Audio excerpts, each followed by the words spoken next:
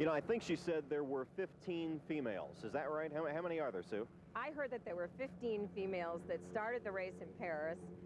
We're here in Egypt, and I don't have the count at the moment. I know Alla from Russia is out. She's a woman I became friends with on the rally.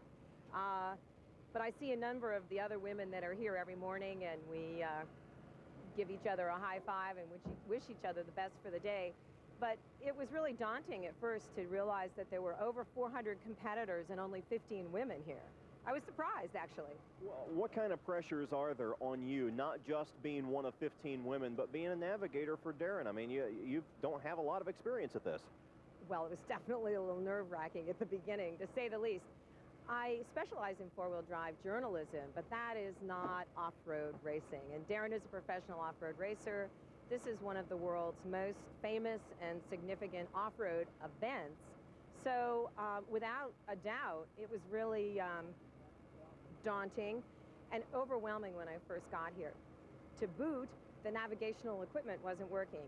I'm using TerraTrip and a GPS, and it took us the first 2 days to get the TerraTrip, which measures the mileage count, which is absolutely essential to hitting the bumps and not dropping off the cliffs. The TerraTrip was not working.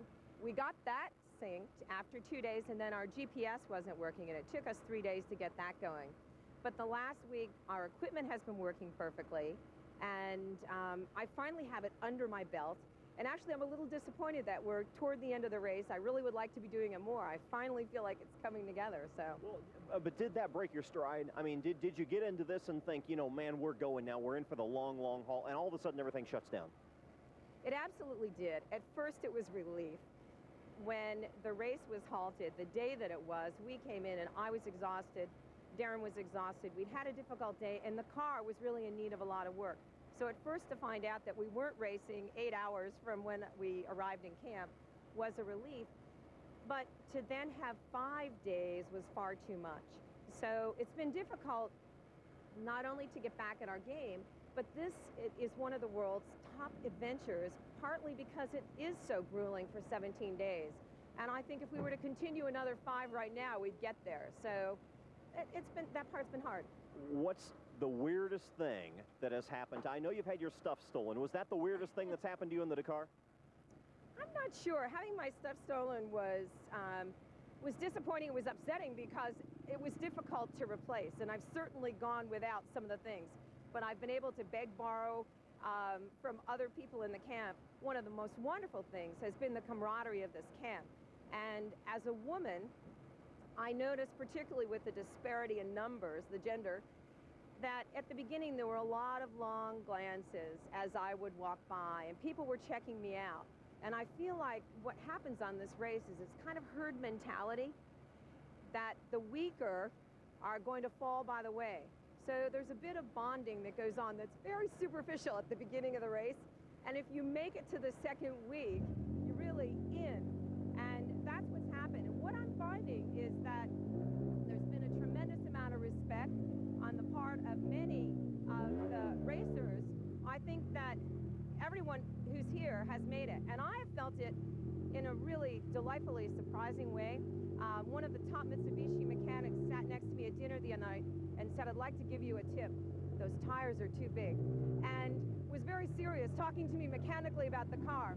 And Jackie Ickx has come up to me on a number of occasions and said, "How's it going? How did you do today?" And when I was discouraged a couple of days ago because we'd broken down, he said, "Don't worry, just come back with a bigger engine and smaller tires next year." So what I'm finding is that there's a tremendous amount of support for those of us that have made here. And I'm not sure it's fair to say particularly for the women, but I have felt very well respected for making it this far. Well, and most of the barriers that supposedly existed in racing for women are long gone with the success of several other women in the sport. I mean, where does this rank for you as so far as fun goes? Is this fun? Are you having a ball? Oh my God. I've had so much fun, and there have been times when I've just experienced such a wide range of emotions. There have been times when I've been incredibly frightened. It was really frightening to hear about the 4-car pileup, just in general, to know that there were 8 injured people on this race, people that I'd been eating breakfast with and seeing in the evening and saying, cheers, you've made it, and worrying in particular about my teammates and my friends here. But, and there have been times today, for instance, going down a very steep sandstone cliff with a triple caution that I was concerned about our ability and the car's ability to get down that cliff safely. But even in the middle of our hardest moments, we have found beauty, particularly in the surroundings. Yesterday, we were running quite late, and the moon had come up, and it was coming over the dunes, and we had so much moonlight that we turned off the car lights. And you have to know, we were late, it was tired, we hadn't eaten, and Darren turned off the lights of the car, and we were driving through the sea of sand with no lights on, and just sort of giggling like kids and saying, isn't this beautiful? So I think that the range of emotions is everything from high to low and excitement to fatigue. Yeah, especially fatigue. And that's what's setting in right now. I'm going to let you get going. All right. Sue is once again the navigator this year for Darren Skilton. And the cars just took off. It's very noisy down here. You better catch up so you can get some sleep. Thank you. Thanks a lot. It's fun to be here.